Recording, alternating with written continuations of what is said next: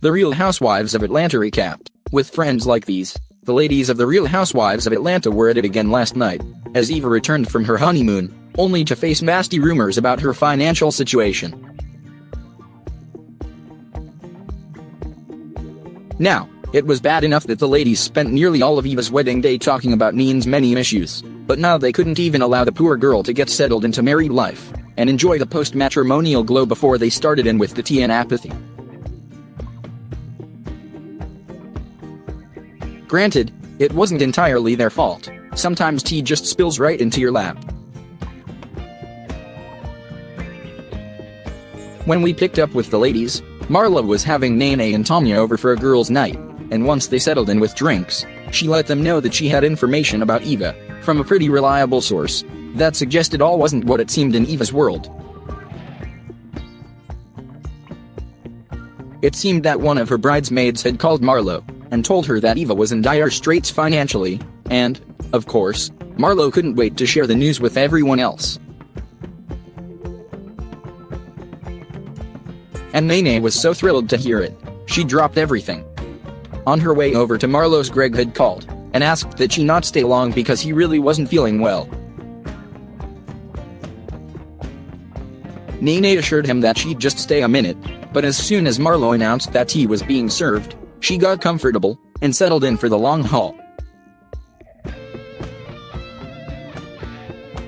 Marlo must have wanted to make sure there were no doubts about her story because she actually called the unknown bridesmaid and asked her to repeat all of her info to the ladies herself, and she was more than happy to oblige.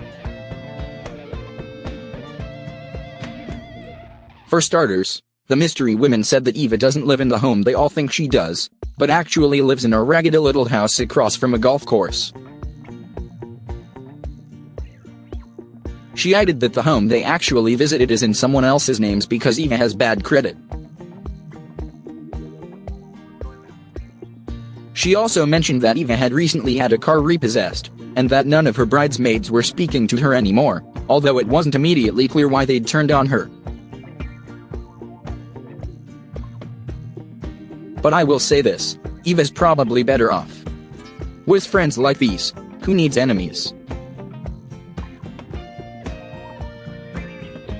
NeNe and Tanya were shocked at the revelations, and weren't sure what to believe. After all, they'd both been to Eva's home, and it was pretty clear that she actually lived there.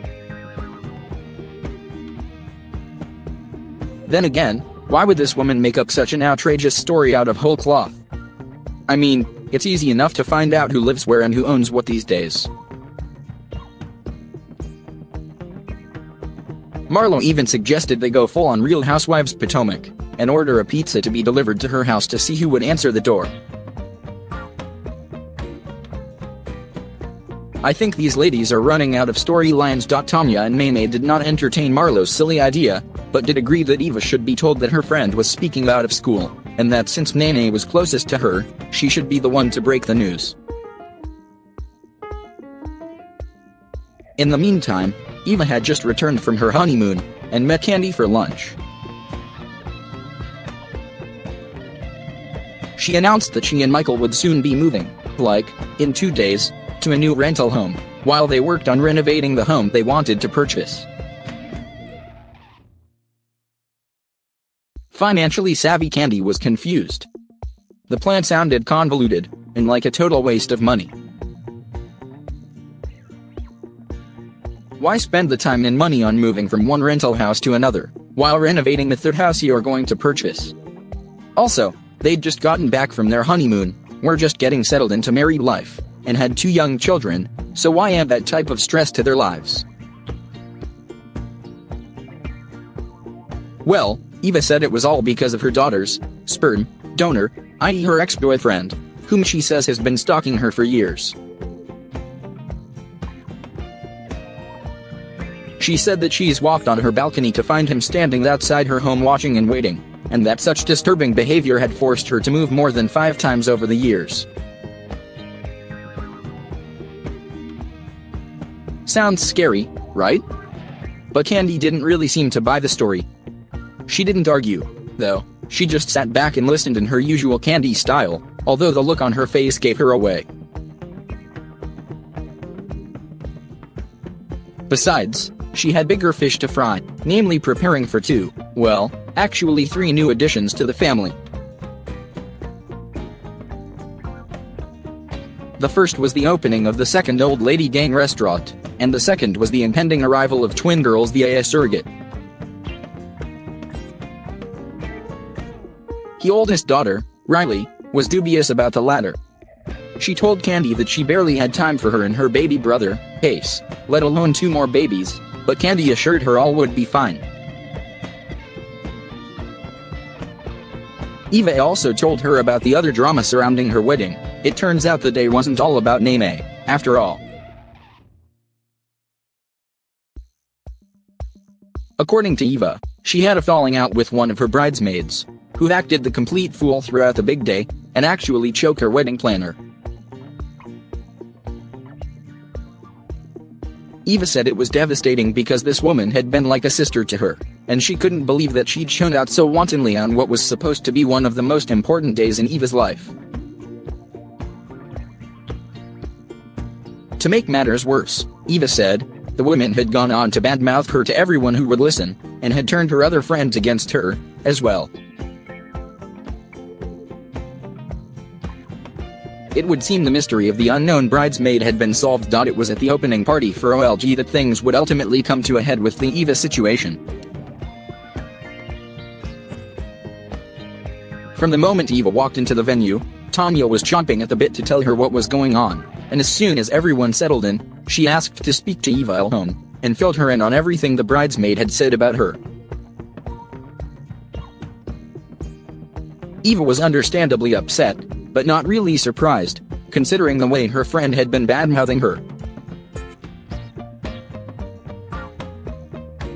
She was, however, disappointed that Marlo and NeNe would have played into it, and given her the platform to spread more rumors, and the minute NeNe walked into the party, Eva grabbed her bag, and told Tanya she was leaving. The other women were wondering why Eva had left so abruptly, and when Tanya told them there were rumors floating around about Eva, and that she'd warned her about them, NeNe told her she was out of line. She said they'd agreed that she'd be the one to let Eva know what was going on, and that Tanya should have kept her mouth shut. Let's be clear on one thing, NeNe couldn't care less about Eva, or how she was feeling, or who told her what. She just wanted to be in the middle of the drama. But when Marlo arrived, she agreed with NeNe, and told Tanya she should have stayed out of it. By now, the other ladies couldn't take the suspense any longer, and wanted to know what was happening now. Not wanting to get yelled at again, Tanya told Marlo to fill them in, and boy did she, adding that Eva's bridesmaid had also told her that when Eva's in LA, she's a full-blown lesbian. Good grief. The bridesmaid never said that on the phone, but I guess Marlo had gotten bored with the financial hardship rumors, and needed something juicier to report. While Marlo was busy trash-talking her friend, NeNe was busy playing another game. She'd called Eva, and convinced her to come back, which Eva agreed to do, but only if she could talk to NeNe alone, with no cameras or microphones.